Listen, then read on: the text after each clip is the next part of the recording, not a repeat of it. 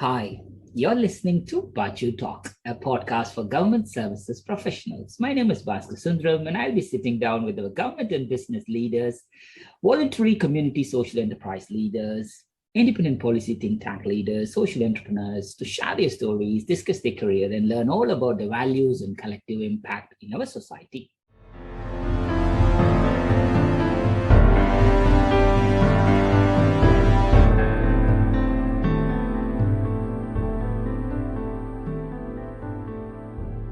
Today's guest is Michael Adamson. Mike Adamson is the chief exec of the British Red Cross, the country's leading voluntary crisis response organization and part of the worldwide Red Cross and Red Crescent movement.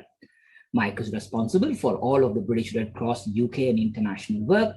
Prior to his current appointment, he held several other senior positions within BRC, including managing director of operations.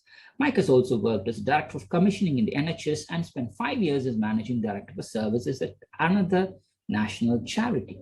He began his career as economist in a managing consultancy. Wow.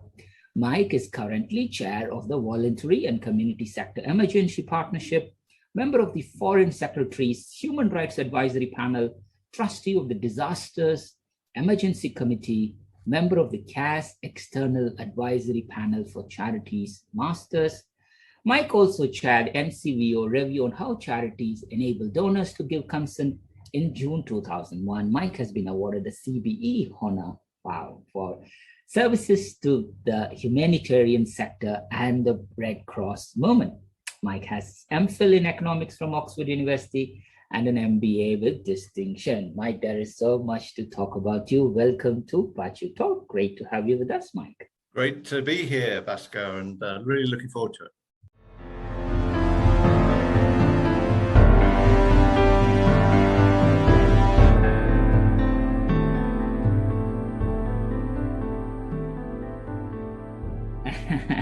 Mike, let's go back to the very beginning. Mike, where were you born? And let's talk about your early life and your schools. Yeah, I was born in Harrogate in Yorkshire, and we lived there till about the age of 4 or 5. And then my dad got a job up in Newcastle, which is actually where he had originally come from. We lived there from, for really most of all of my school period. And I had a very, well-supported upbringing, quite a lot of emphasis on hard work, but I loved sport and being out and about, and and it was great being up in Newcastle as well. Got it. And any childhood memories that you have from the school's friends, environment? How was the society then?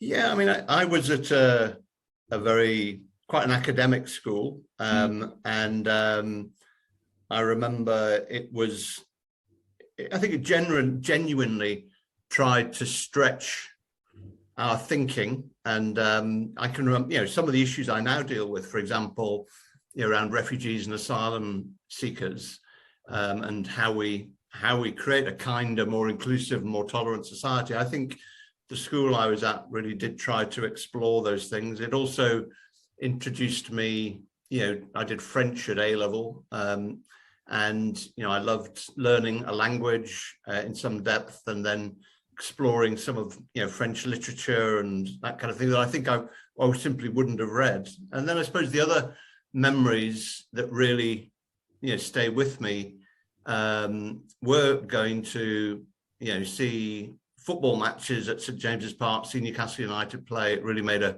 big impact on me. I can remember going to Wembley to see us lose in the early 1970s in the League Cup final to Manchester City, and I can remember being there and the excitement of being, the first time I'd ever been in a crowd of close to 100,000 people, and the power and energy of that. It's really stayed with me, and it was a day I spent with my traveling down there on the train with my dad and all the rest of it. So it was a very happy and supportive growing up, and I have a younger brother, and we grew up well together.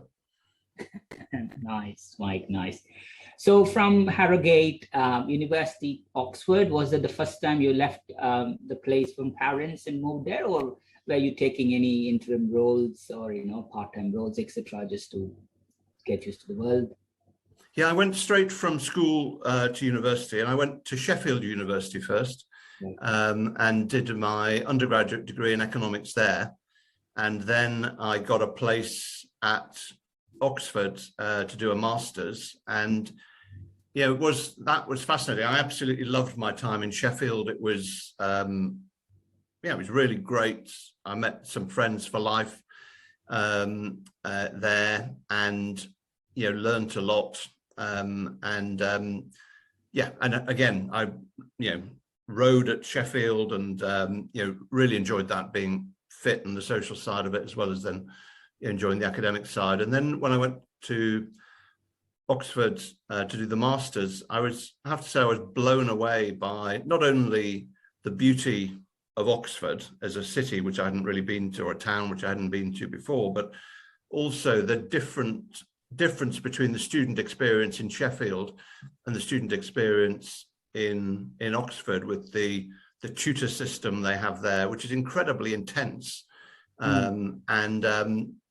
It was just fascinating seeing two prestigious universities, but actually with such different approaches. But I enjoyed all of it. I studied economics and did the masters in economics as well. And I must say I found that I thought it lacked. Economics has become quite a dry and analytical subject at times, and I think it lacks some of the humanity and kindness that need to that we should be thinking about as we think about human behavior and some of the positive emotions that people have, and trying to understand, therefore, the kind of society we create. I'd love to see more connections between economics and some of the other social science disciplines. Wow, what an interesting observation, that one, Mike. I mean, totally.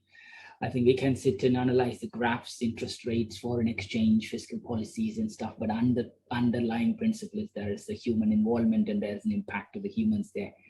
Brilliant, brilliant. But once you finished the education, Mike, you went on as an economist straight with the management consultancy, or was there anything in between? No, I went to work for what is now PwC, PricewaterhouseCoopers, as an assistant economist. And there I was there in two parts. I was there for 2 years, and then I was given leave of absence to go and work in Swaziland, what is now Eswatini, as an economist in the Department of Economic Planning. And then I came back to PwC, or Coopers and Lybrand as it was then, as an economist again. And I loved that period of my career. The variety, the different types of work we did as a consultancy allowed me to get a window on, a whole range of things, from airline strategy to economic development projects to a health strategy. And that was really great and rich experience for someone at such a young stage in my career. And then the time in Swaziland, as it was just, again, hugely varied as a kind of planning officer in the Department of Economic Planning in a developing country government, but as a member of staff within that team, and then having to work out how to try to be effective and build the relationships with people there. And again, it was a real privilege to be able to live overseas for 2.5 years, and I just learned so much. Then when I came back to the UK after that, I started to find the economics that I was doing, with in the management consultancy, quite dry, and it just didn't suit me really. There were people who were a lot better at it than me, and as I said earlier, it lacked some of that, the human aspects of the things that I was really interested in. And I saw a job advertised in The Economist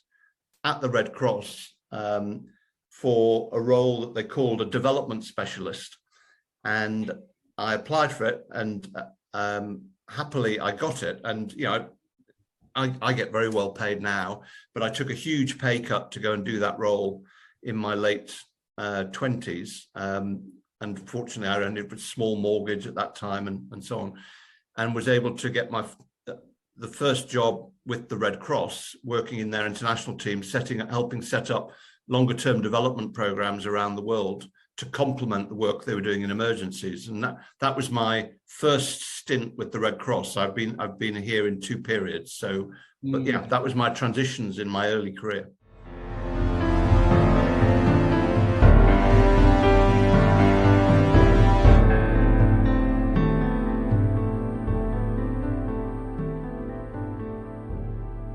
My God, I mean, like working for the kinds of large Big Four accountancy consultancy firm, that to moving to a different geography altogether, working there, coming back, British Red Cross, what a fascinating early career you had. And then how long were you there in Red Cross there, Mike, and talk us through about the next transition to NHS and also other charities? Yeah, so I stayed with the Red Cross for 10 years and I worked in that international development role for 5 years. And what I started to realize was that if I was serious about really wanting to help enable change and development in our programs with our partners like the Ethiopian Red Cross or the Nepal Red Cross or a number of others, then I need to actually go and live overseas, because otherwise it's a very unequal relationship. When I was meeting senior leaders, say in the Ethiopian Red Cross, I can remember having dinner with the Secretary General of the Ethiopian Red Cross and realizing that the choices and decisions that I made, about whether to fund a program or not, was partly what determined whether he could pay his staff or not. And that just seemed very unequal. And I therefore, and the only way to try to create the true partnership and relationship would to be able to be there. But by that time, I was in a long-term relationship and thinking about having a family, and I didn't want to go and live overseas again.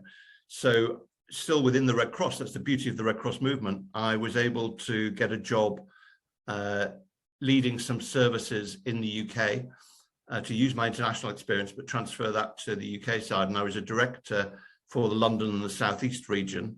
And then I did that for 3 or 4 years, and then I became director of strategy for 2 years.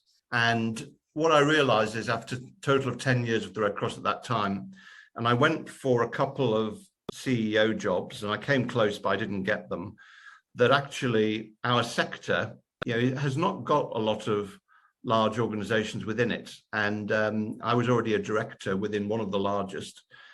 And I started thinking, I'm a believer. I believe in the NHS and everything it stands for. I mean, it's got challenges and strengths and weaknesses, but I really believe in what it's about.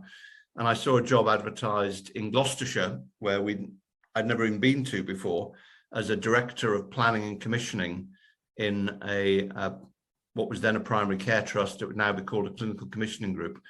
And yeah, I applied for it and got it, and spent 3 years in the NHS. And I learned massively, and I had to learn very quickly because I had no background in it, and the relationships that are so essential to being able to be impactful and successful in the NHS. But I found it also a very difficult environment, in the sense I was used to having a sense of self-determination. And I realized that decisions were being made in Whitehall about structures of the NHS overall that had directly knock-on effects into opportunities that I would have. And I found that very difficult. I'm a huge admirer of the people that I got to know at that time, who are outstanding NHS leaders. But I just decided it wasn't for me. And something came up to be a managing director of services at what is RNID, Royal National Institute for Deaf People, running their community services and residential services for deaf people with learning disabilities and mental health needs, but also running some of their social enterprises, for example, providing, selling flashing doorbells and flashing smoke alarms for older people and deaf people with hearing loss. And I spent 5 years there and learned lots about a different kind of inequality, I suppose, inequality, through disability and the adjustments you need to make. And I spent 5 years there, and again, learned massively, really enjoyed it. And then an opportunity came up to come back to the Red Cross as a managing director, running our UK and international services and developing the advocacy function. And I, that was all properly advertised and so on, as you'd expect, but I got the job, which was great. And so I spent 4 years as managing director running those services. And then when the opportunity came to be CEO, I applied for it, and I've been CEO now for 7 years. And I'm still as big a believer in what the Red Cross is all about now as I was when I first joined all those years ago in my first stint with them. Mike, what do you think is the characteristics of a leader who's operating in the voluntary sector? Because people say, things could be slow. There'll be lots of red tapes because the donations are coming extra, because you have thrived in that environment and made a considerable impact. If somebody is looking to pursue a career, especially COVID has pretty much made a lot of thinking in people's mind. I would like to be in a different role, creating different types of environment, making an impact. What advice would you give them, Mike? Well, that's a great question. And people come into the voluntary sector through all sorts of different routes. Some come in, like I did, from the commercial sector at a particular point in their career. Some come out of the public sector, where we recruit from NHS and local authorities at times. So there are many different, and some people have come straight through. That's been the thing that they wanted to do, and they started life almost as an activist, and they came into the voluntary community sector. And if I may, Baachu, just say a little bit about the origin of the Red Cross, because I think it's quite interesting in that answering that question. The Red Cross was founded 150 years or more ago, and it was through the actions of one person seeing the carnage on a battlefield in northern Italy at Solferino.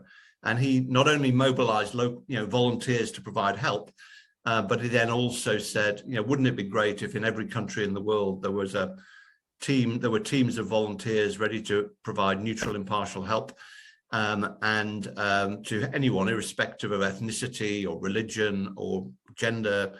And wouldn't it also be great if there were some rules to guide that? And that led to the creation of Geneva Conventions to protect people who are injured on a battlefield or civilians. And I think a lot of that spirit is what still inspires people in the voluntary sector, is that ambition to make a change and bring about change and development. And that has to, I think you need that kind of fire in your belly to succeed in this, in our sector. But then, and therefore you need curiosity about how things could be better. You've got to be ready to make, to be really positive and to learn, I think, quickly. I mean, I've used all my experience from the business sector, from the public sector, from another national charity to apply to then how we help to move the Red Cross forward. So I think it's curiosity, adaptability, drive, and underpinning a lot of what we do is kindness and the desire to make a difference to people's lives. But we shouldn't be naive about it either, what we do. Some people, and some parts of government see our sector as it's, we're do-gooders, we're only about volunteers, we're not tackling big problems. I think that is a mistaken, well, I think I completely disagree with it. We are about tackling the biggest problems that society faces, about climate change, about poverty, about migration. And we need to be able to use a combination of inspirational approaches to inspire people to join our causes, but then also be very businesslike in how we run our organizations.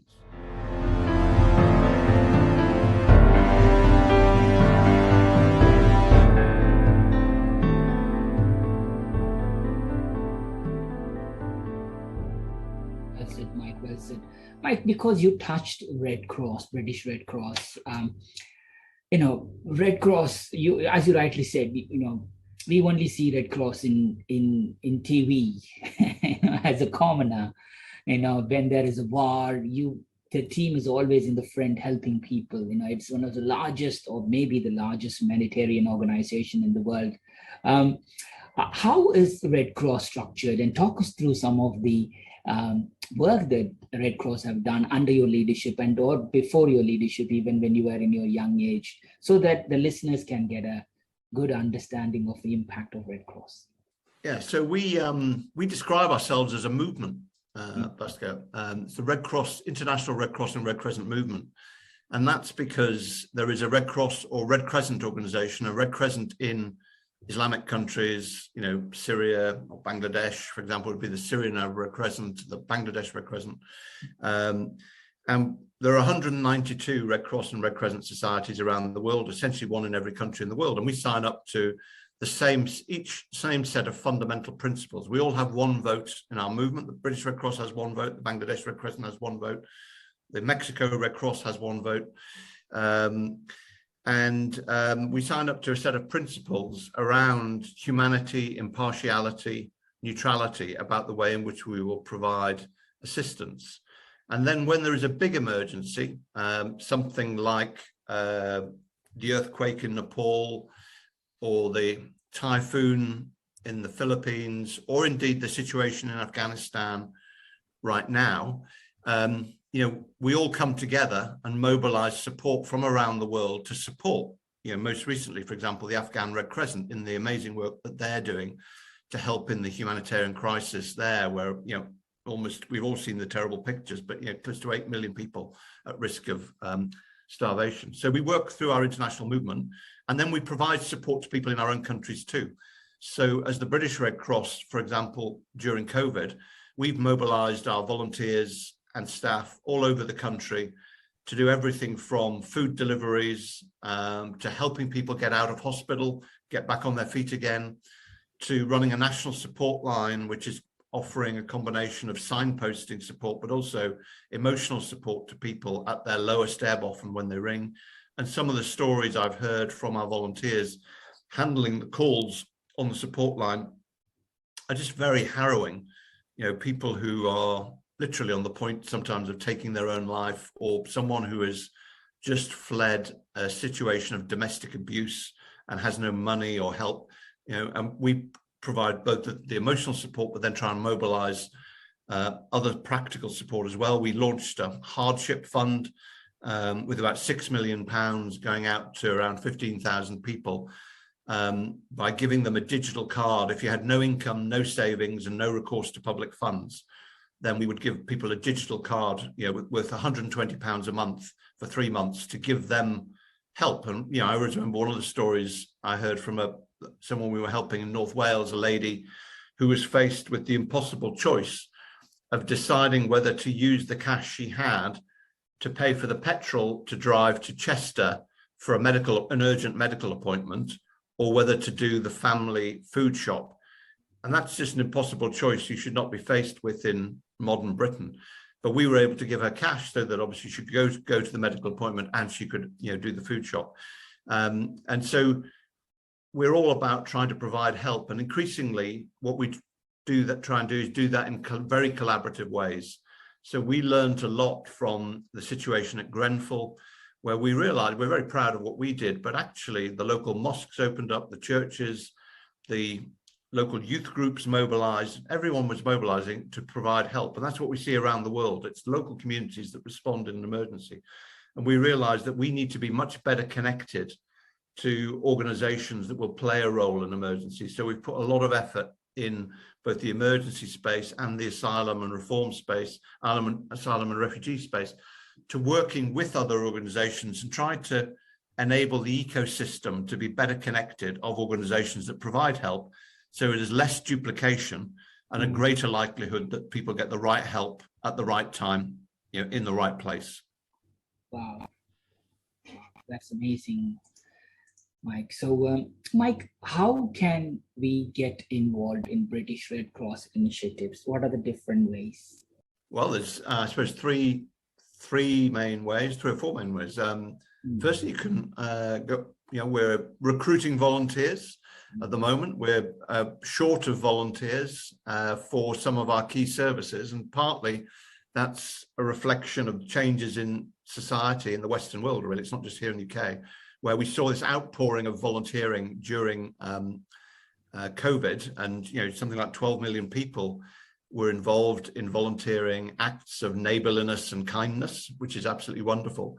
But the availability of people to do formal volunteering, for which you need training and then support, is harder. And we need to recruit more volunteers for emergency response, for some of our health work, helping people, supporting people coming out of hospital, and some of our refugee and asylum seeker work. So that's one of the ways. A second, you could become a financial supporter, and we have an appeal. We're working with the Disasters and Emergency Committee at the moment. We're a key part of that to raise funds for Afghanistan, but we're also,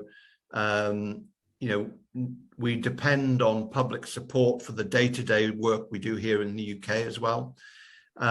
You could keep an eye on some of our campaigns where we're trying to influence government to change policy, because what we try to do is not only deliver support on the ground, both domestically and internationally, but to learn from that, and then to bear witness to what we see and how policy could be different. So in the emergency space at the moment, we're trying to influence government around its national resilience strategy to take a more human-based approach to emergency response. We all know the role of the fire and the police and the ambulance services, and they're fantastic organizations. But actually, real people need to recover after a flooding and fire, and they need help to do that. And we need to ensure that our policy frameworks are supportive of that human-centered approach to that. So you can get involved in some of our campaigns, and if you want to come and work for us, look out for our jobs on our website, and we'd love to hear from you. Definitely, Mike. Definitely. I think we will add the links to these things in the talk, so that anybody who's interested to support the local Red Cross or or looking to switch to take up a much wider role within the industry, trying to create even more impact, welcome. So we will just do that for you.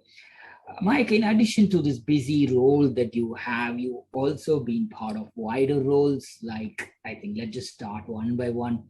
Let's talk about being the chair of the Voluntary and Community Sector Emergency Partnership. What's that about, Mike? Yeah, so it's important. Actually, I'm co-chair of it, and that's a really important thing. So that came out of the learning from Grenfell and this recognition that we needed much better connections with the organizations that are responding. And it's the whole notion that emergency response works much better if you've made friends with people before the emergency, so that you can work together effectively when it happens. And we developed the partnership. I co-chair it with Maddie Deforge, who's the chief executive of NAVCA, which is the umbrella body for the local community umbrella organizations. It's now got 30 to 40 national organizations in it and well over 100 local organizations. And we come together in order to enable us to be better prepared for emergencies before they happen. So what we saw is lots of learning from Grenfell, then from COVID. And so when the response to the Afghan evacuation came along, we were able to mobilize a whole range of, as well as what the Red Cross did, welcoming people in all the airports and then supporting them in bridging hotels, then in quarantine hotels, and then bridging hotels.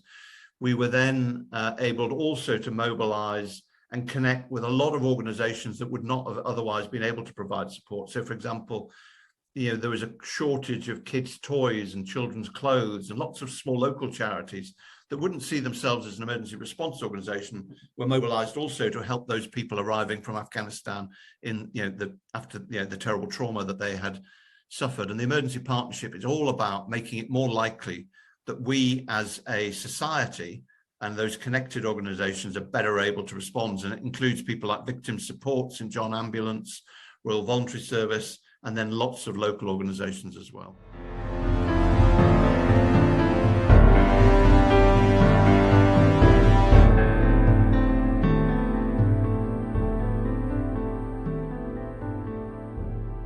Wow. And having come together now.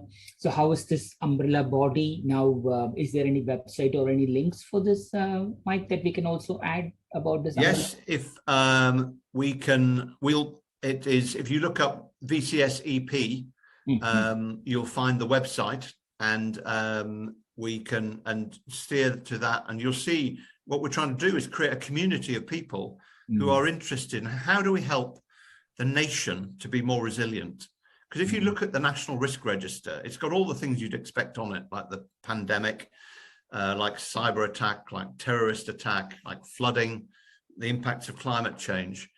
But what it doesn't draw out particularly well is the human impact of those things and how we can be better prepared and how we can help people, help the whole response and recovery be more human-centered. And that's what we're all about. Oh, nice, Mike, nice. That's amazing. So again, being a member of Foreign Secretary's Human Rights Advisory Panel, is that the next level up that's connecting the voluntary sector?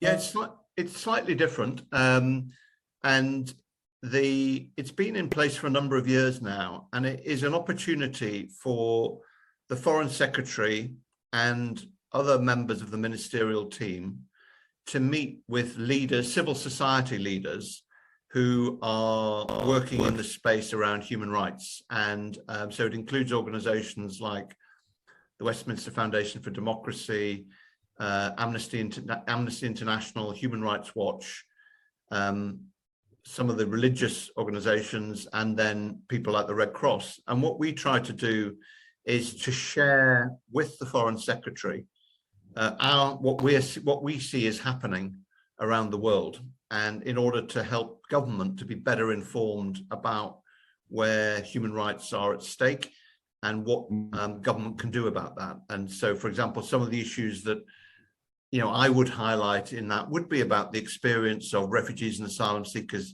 dying in the Mediterranean. What can we do about that? Or some of the situation in Libya where people are just stranded and unable to, and being detained in inhumane conditions. The aim is to help government to be better informed about those issues, and therefore, they're more likely to take action on them.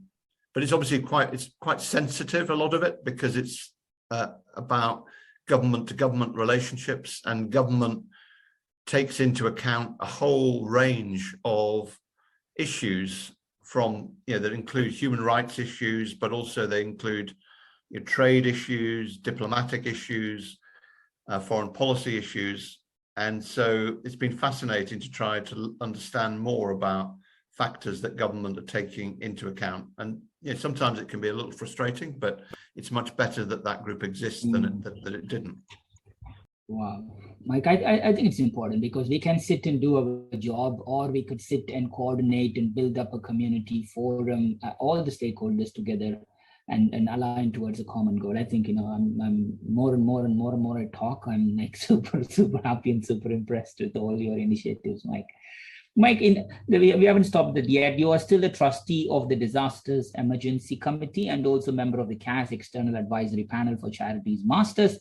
Talk us through about those two things, Mike. Then we'll go deeper into a personal about you. Yeah. So the Disasters and Emergency Committee is the grouping of, I think it's now 14 organizations. So Oxfam Save the Children, International Rescue Committee, and Red Cross. We were one of the founder members, and we come together when there's a big emergency around the world. And, so something like a big natural disaster like the Nepal earthquake, but we have an appeal out right now for Afghanistan. And when we are continuously monitoring where there is likely to be a future emergency and what the humanitarian situation is.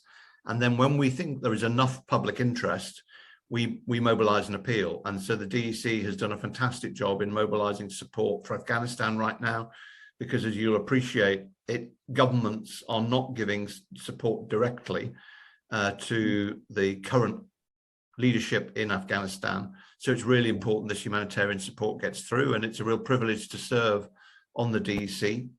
And I'm also then, as you highlight, on the advisory panel at, it's actually now, I think, not Cass Business School. I think that's actually, I should have updated that. It's actually Bayes Business School. They changed their name recently. And there they have a centre in the university for essentially around voluntary sector leadership. And many, many years ago, I did a diploma there in voluntary sector leadership. And they subsequently asked me to come on this advisory panel where they're using people from outside as an external sounding board to ensure the relevance of the teaching and research that they're doing there. And it's, again, it's really interesting because I think because we as a sector, we're large, but we're quite diffuse. There isn't the same investment in, I don't know, expensive private sector MBAs or even some of the big public sector leadership initiatives. The voluntary sector, can sometimes get a bit left behind. So it's really important that something like this Centre for Voluntary Sector exists at Bayes Business School to provide a focal point and generate critical mass in helping move that forwards. Definitely, Mike. Definitely. I think all these things are actually building awareness to the wider community that what you can have an alternative career and we could have the same sort of structure, support, and other things here as well. That's great. Mike, NCVO review on how charities enable donors to give consent. Is that a review completed now, Mike, or is it still in progress? No, it's actually a few years old now, but it is important, which is why I leave it in the kind of my profile, which is that the voluntary sector has been affected by a number of crises and issues over the years, which have raised doubts about us. And there was the safeguarding scandals recently, which hopefully we've come through. And we've all changed a lot of practices, and of course that's societal as well. But the fundraising issue was very specific to the voluntary sector because we do a lot of fundraising, and so it was really all about how donors are able to exercise choice in who they give to, and how we ensure that people who are vulnerable but want to be generous are also protected so that they don't end up giving to more organizations than they really want to or are able to, and that they don't feel pressured to do that. So it was really all about choice. And it was very consistent with the changes in data protection legislation anyway. And charities actually I think we're pretty well behaved overall in that period, but because of who we are and the values that we try to aspire to, and indeed talk about as asking others to aspire to, it's really important that we're above reproach in the way in which we approach things like fundraising. And so we developed a set of recommendations about how we could ensure that donors had choice about how they give to charities, and also be protected from any unscrupulous practices that might have existed, but they were very much at the margins anyway. Totally, Mike. I'm glad that you managed to, successfully complete that review.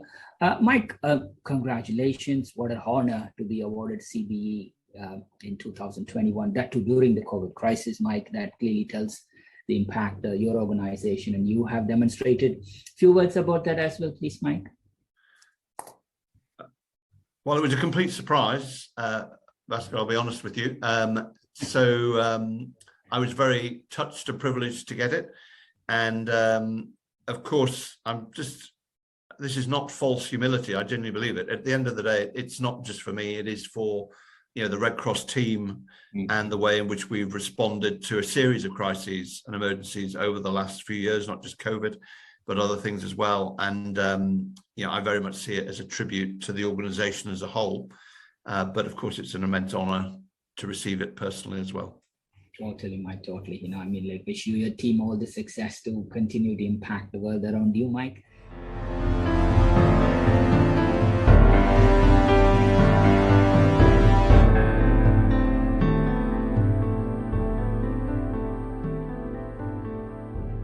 Mike, I think as you rightly alluded to, COVID has been with us for 2.5 years. When it happened, it's been, as you told us, 2.5 years. How were you adapting to this new normal, and how did your organization adapt to this new normal environment? Yeah, we had set a new strategy for the period 2020 to 2030. And then, which we were very excited about the three big causes we'd be working on: people in emergencies, people who are displaced, and people falling between the gaps in the health and social care system in the areas of greatest health inequalities. We also had we've given a lot of thought to how we achieve impact, and the organization was really excited about the strategy, and we then developed a business plan, as you do, to deliver it for the period 2020 to 2022.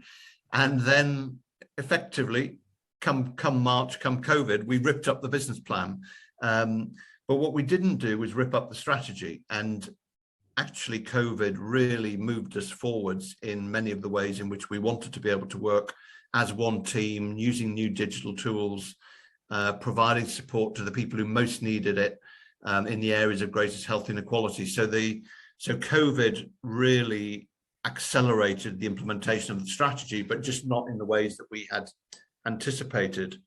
And of course, like all organizations, we had to change and adapt to not being able to go into the office, to working from home, to using Zoom. And through the period that, there were, and that was, that was actually in some ways opened up new possibilities for us, that those new ways of working, even though it's really so important we get back into the office now. We need to reconnect face to face. But I remember after the murder of George Floyd, we did a call with our race equality network, and we had something like 600 or 700 people on the call, and we're able to talk about how we were reacting to that. And it was brilliantly facilitated by some of our young Black, mainly female leaders, who introduced a whole new language of privilege and allyship, but in a very unjudgmental way, to help people like me, who obviously are white, male, privileged, to think about that. But actually, in a pre-COVID world, where we weren't using Zoom calls regularly, we would never have been able to bring 600 people together to have that kind of conversation. So it was both profound in terms of how we think as an organization, but it was in terms of the murder of George Floyd, also the murder of Sarah Everard in that period, but also changed ways of working. And then in terms of the services we offer, as I touched on earlier, we mobilized a national support line for the first time. We mobilized cash support, a hardship fund. Our corporate supporters, people like Aviva and Tesco, came together, like never before, to provide support to us, to enable us to scale up the work we did. We created the emergency. We didn't create the emergency partnership at that time, but we took its operation to a whole new level. So we changed so much, but now it's time to regroup and to say, in what we hope will be a more stable period post-Omicron, and we're all crossing our fingers, I'm sure, across the whole of the world, really, that actually we can reestablish some patterns, because we need to get teams back into the office on a not every day, but connecting, so we can take opportunities, solve problems together, and build a sense of oneness. I think people really, really need that. Definitely, Mike. I think, as you rightly said, COVID accelerated the pace of change, especially the crisis also increased with the pace of change. And so it's a double whammy for your organization, which is on one end, you need to restructure or at least realign the organization towards this new thing that's happening. Plus, you should be on the front line to serve the society with their challenges as well. I mean, that's right. And of course, one of the challenges, we had like so many organizations, we had so many challenges, but everything from accessing PPE for our frontline volunteers and staff was a real challenge early on. And then we kind of got on top of that, but for a while it was really, and then real challenge. And then we have a real mix of volunteers, but some of them are in vulnerable categories, and we weren't, either because of age or a health condition, and we weren't able to deploy them. So we had to, some of them were very frustrated with us because they wanted to get out, even though they were potentially at risk, and we weren't able to do that. But then we had to close our shops and our first aid training business.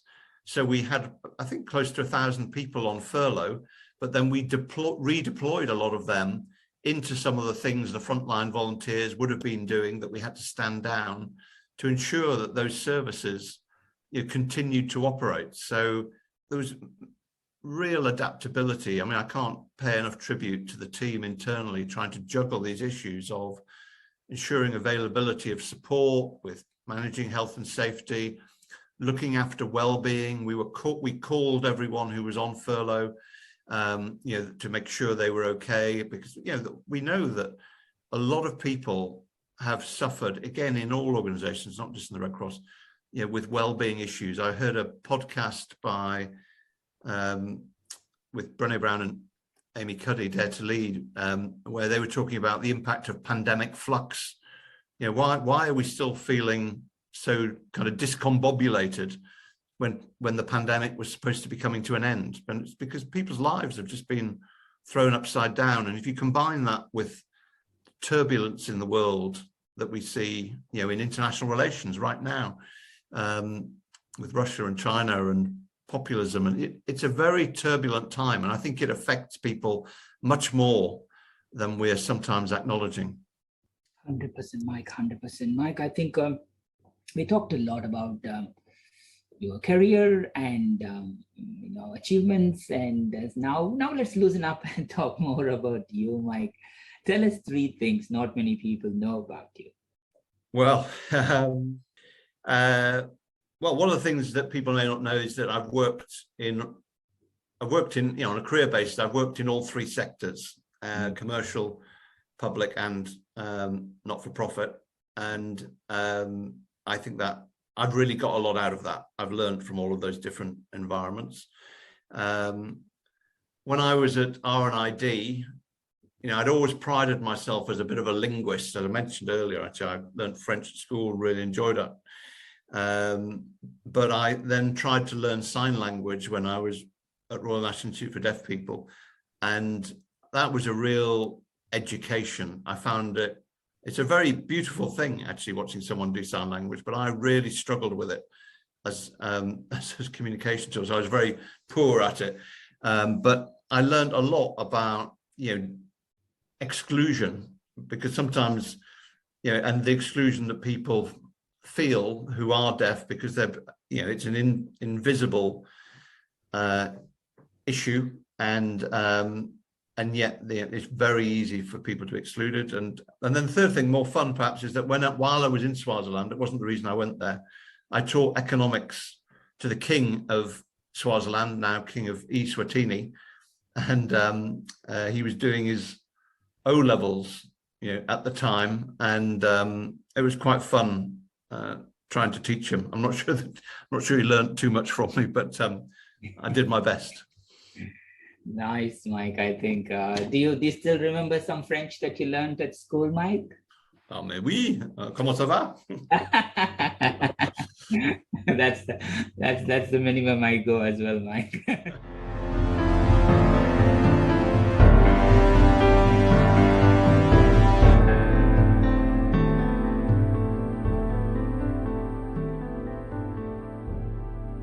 That's good. So, perfect, Mike. And hobbies and interests, Mike, what are your hobbies and interests? So I love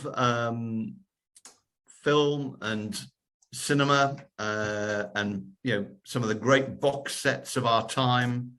The Wire and The West Wing and Breaking Bad and these things. So that I find that very distracting, listening to getting absorbed in those stories. I also do quite a lot of running and a little bit of cycling, but I try to get out running several times a week. And when I'm running, I'm often listening to talking books or podcasts. And where we live, I'm very fortunate. We live in Gloucestershire. It's very beautiful.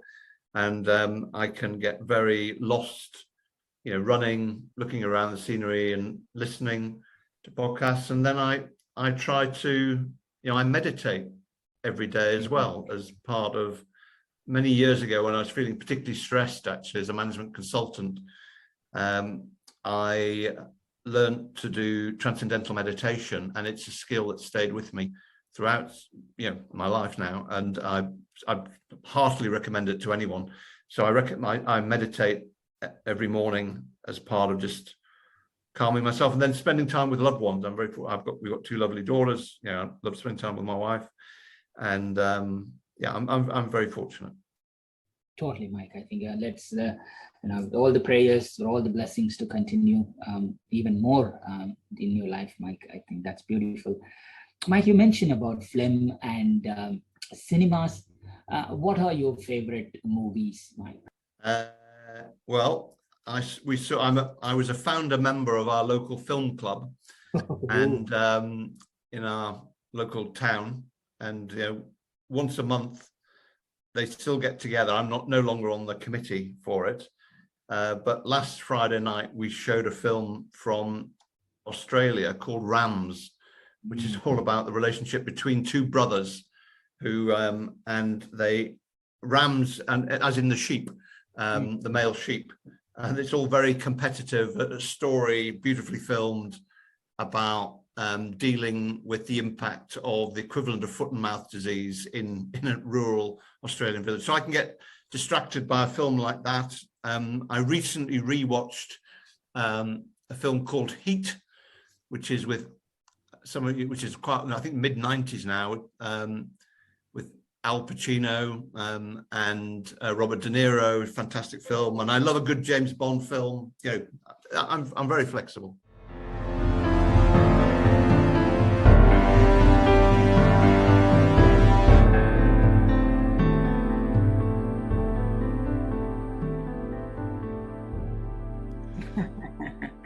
Wow. Watching movies, one, but founding member of your local film club, that's an entirely different league, Mike. That's great. So let's kind of accelerate from here and move into what we call the rapid random fire questions here, Mike. I think there is no right or wrong answer. Questions could be pretty random. And let's start. So if you could be anywhere else right now, where would you go? Well, I would be... where I would go. Well, I want to travel. I want some time to travel, and the places that I want to go and travel through are Australia, because I've traveled all over the world, but I've never been to Australia, and I'd love to go and see it because it's on such a massive scale. And the other place is India, where I've been for meetings in Delhi and that kind of thing, but I've never traveled through India, and I would love to have the opportunity to travel from, the southern tip right up the way up to the north. And I just find it fascinating that, the world's largest functioning democracy, of course, country that you know well, I think, and I'm just fascinated by it and its variation. I'd love to spend a bit more time understanding it. So, yeah, I think that's what I'd do. I think when you do decide to travel, let me know. I'll join you. Definitely, Mike. So, Mike, when you were a kid, what was your favorite game to play? I was a child.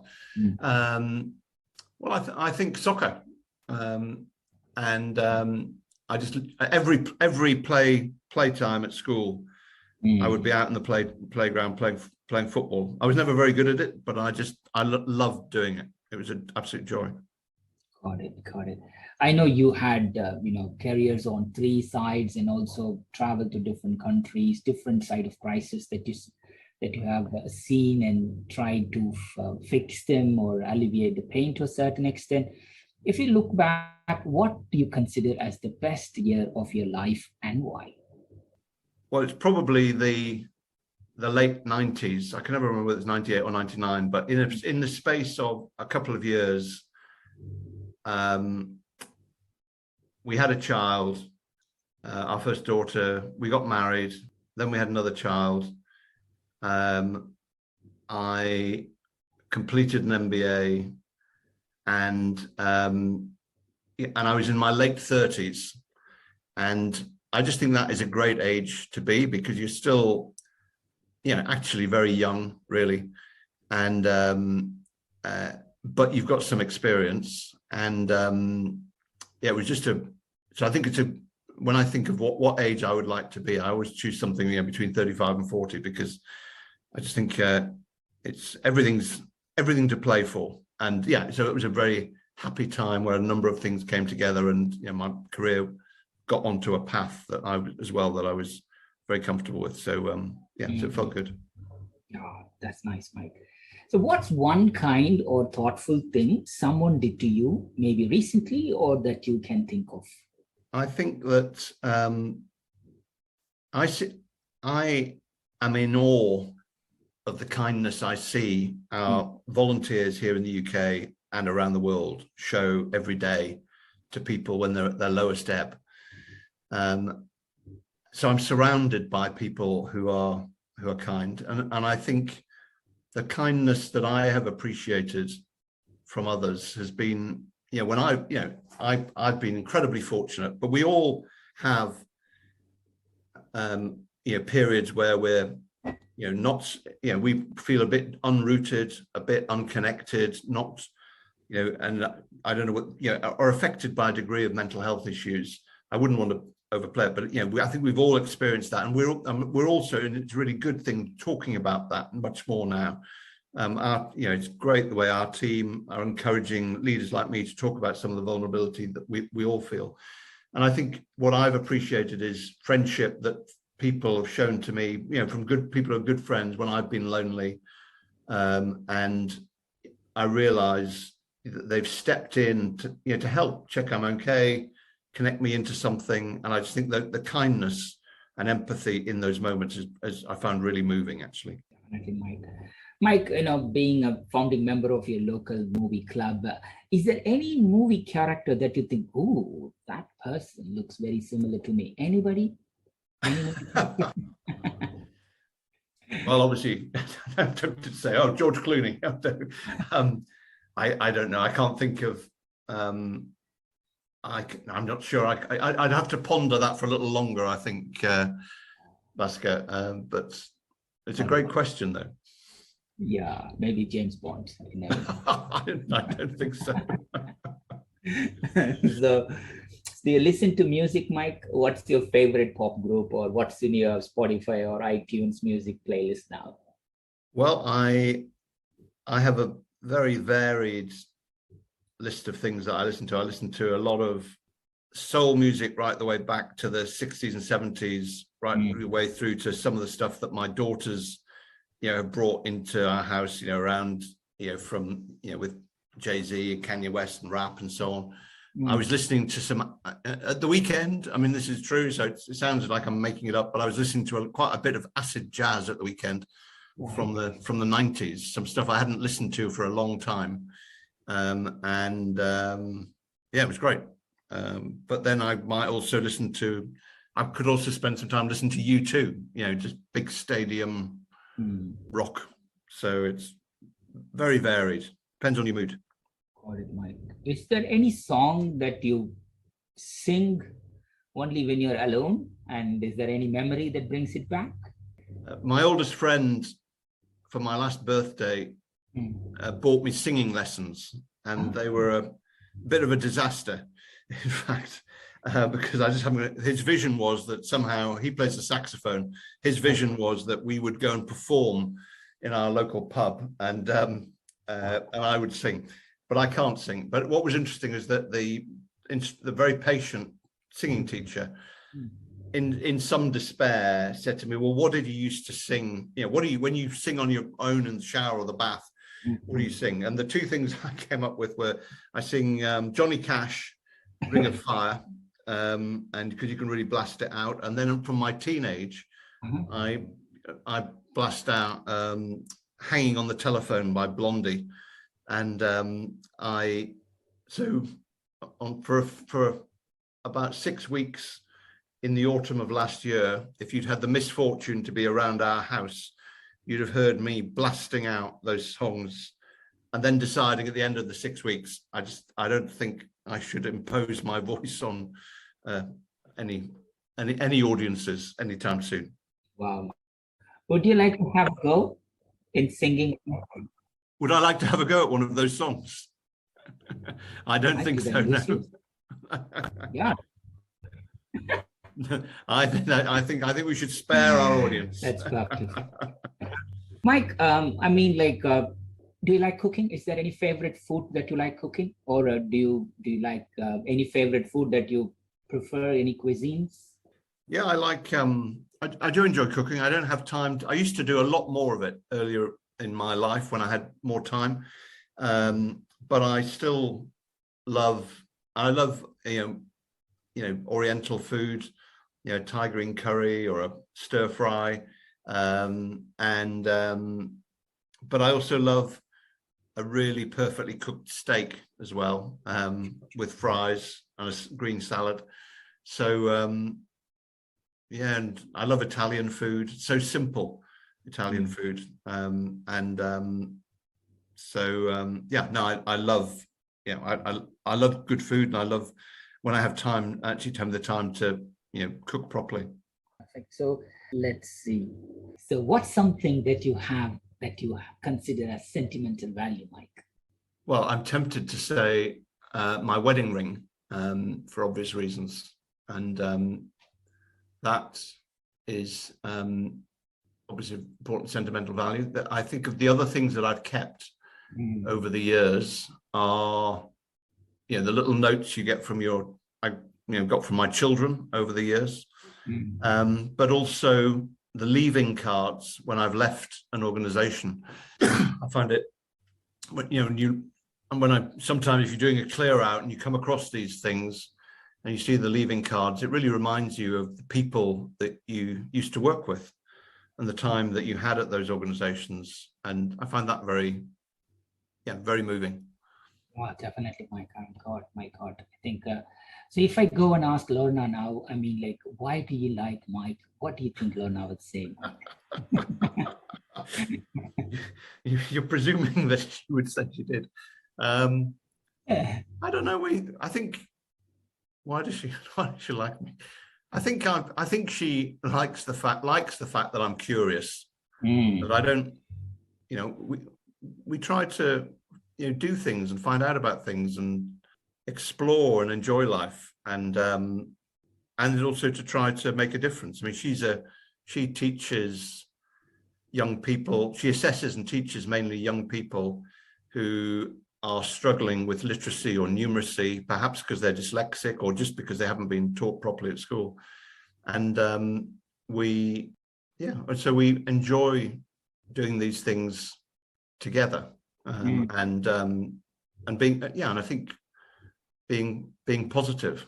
And that's nice. That's nice. So if I ask the reference of your daughters, what do you think they will say about Daddy Mike? I wish I'd asked them. I think, I hope what they would say is that it's been good fun, and that even when I'm giving them a hard time, they know I've got their back. Yes. I'm coming from a really good place, and if I misjudge something in the way I've handled a situation with them, that they know it's coming with good intentions, and that I will always back them and support them and help them be the best they can possibly be in all aspects of life. I don't just mean in career. I just mean in being the best version of themselves they can be. I wish my kids say the same answer when I ask them. They'd probably say, if they ask you that question, Koi could be a pain in the backside. Exactly. I think you're right, Mike. Mike, if you are becoming a professional wrestler, Mike, what would your ring name be and why? Well, it'd have to be Marvelous Mike, wouldn't it? Because whatever else, it has to alliterate, I think.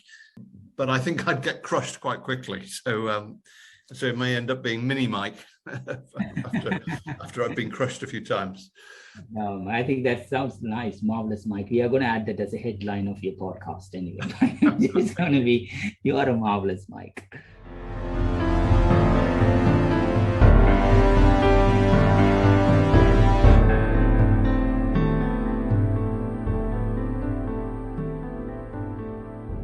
Mike, thank you for that. So who are the people who have been the most influential in your life and career?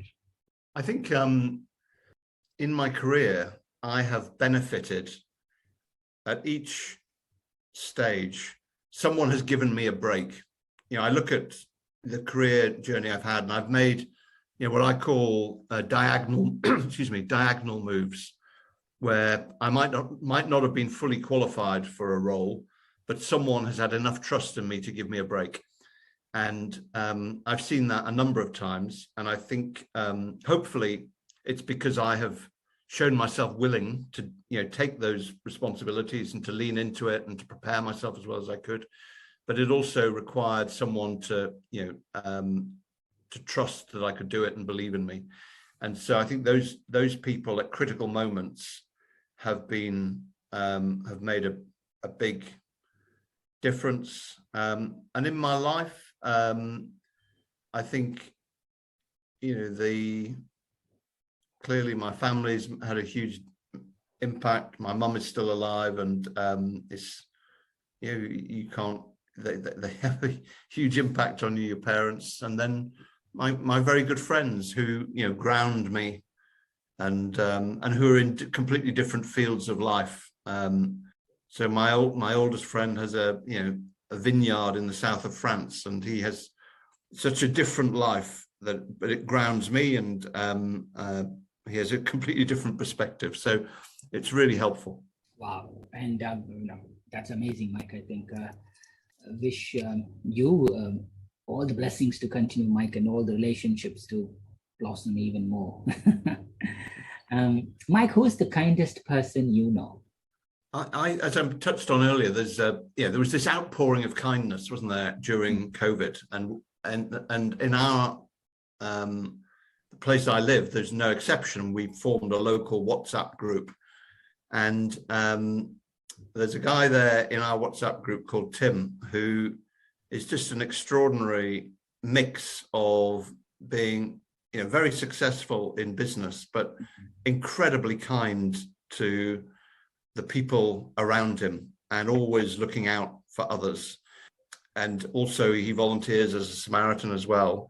And I think he's one of the kindest people I know. He's also one of the people I admire as well. He'd be very embarrassed if he knew I was saying this, but there's a lot. I'm very fortunate that I see a lot of people who are very kind, and it's in the day-to-day things that people do as well that can make so much difference. That's brilliant, Mike. Mike, what is the biggest lesson life has taught you so far? I think the biggest lesson that life has taught me is really, I do think curiosity is so important to staying fresh. Again, not just in your career, but in life. As we get older, it could be easy to stop being curious, and I think that's not good. So I think being curious, being positive, is really important. And I think earlier on in my life I wasn't particularly empathetic, and I've really tried. Well, I've had, bringing up a family or being part of a family, you have to develop that. And I think partly it's because coming out of a very analytical background of consultancy and so on, but as I've progressed as a manager and then with family and as a leader, so I think being curious, being positive, and being empathetic are really, really, really important if we're going to create a society that is kinder and more inclusive and more tolerant. We've all got to be open to the experience of other people and try and understand things through their lens. 100%, Mike. What a powerful message, Mike. I think I normally ask people, what advice would you give an aspirant, or in general, what's the best piece of advice you have received and from whom, etc. I think you kind of answered it. Is there anything else you would like to share on that perspective, Mike, on anybody who's looking to pursue a similar career like you? Or these are some of the best advices I received from my mentors or people's life stories that I would like to share. Anything comes to your mind, Mike? Well, I think that management someone once said to me, management is about the art of the possible. And by being curious and positive and action oriented and then trying to move things forward, but being realistic about the things that you can control, the things that you can influence, and the things that you can only appreciate. You can't, in your environment, you can't change them. So don't beat yourself up, for things that haven't gone well. And if they haven't gone well, the things that you could control, then we all have those moments, and we just have to learn from them. And and I think trying to be positive and finding the tools that help you to be resilient through those periods, but also not beating yourself up for things you couldn't have controlled anyway, I think is really important, so that you continue to move forwards. Thanks, Mike. Mike, what's something that you're looking forward to in the immediate future? I'm really looking forward to being able to travel again and to get out and about. I found it last autumn when we could start to before Omicron came along, when we could get out and see the services that we provide in the UK. And indeed, I did an international visit to Niger as well. I just found those visits so inspiring, meeting our volunteers and staff. And I'm really looking forward to getting out, to being able to do that, hopefully as we emerge now from Omicron. And then also at a personal level, to being able to get out and about. We've had 2 holidays cancelled and postponed, where we were going to go and walk in the Atlas Mountains and climb Mount Toubkal, which is the highest mountain in the Atlas Mountains. It's been cancelled 2 years in a row, and I'm really looking forward to having a chance to do that, because I've done it before many years ago, and it's absolutely stunning and beautiful and spectacular. Perfect, Mike. I think definitely, please do take your time to travel and continue to impact people, Mike. Mike, as we end the episode, is there any part of your life, career, or around British Red Cross, or anything else you would like to share, Mike, that we missed before we close?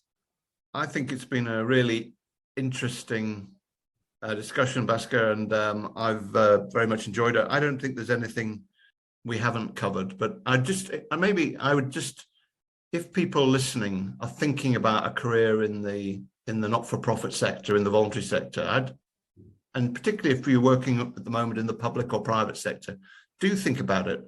We offer real challenges to people, with complex, ambiguous problems that we're trying to tackle in society.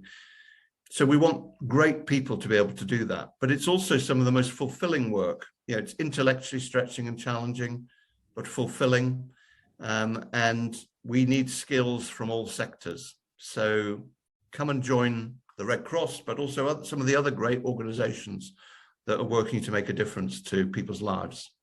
Definitely, Mike. What an inspiration, Mike. Mike, thank you so much for taking the time to join Baachu Talk. Wish you, your family, everybody around you, British Red Cross, and all the umbrella organization that you support, all the causes that you stand for, Mike, all the success. Stay good care, stay healthy, stay happy, and keep inspiring, Mike. Hope to see you face to face very soon. Hope so too, Bhaskar. I really enjoyed it. Thank you so much. Thank you, Mike. To our listeners, thank you for tuning in. Please do visit baachu.com/Baachu Talk podcast to this specific episode link to everything that was mentioned in this episode. Don't forget to subscribe, review, and share Baachu Talk podcast with your loved ones. We will see you at the next episode with another special guest. Until then, it's Bhaskar Sundram from Baachu signing off.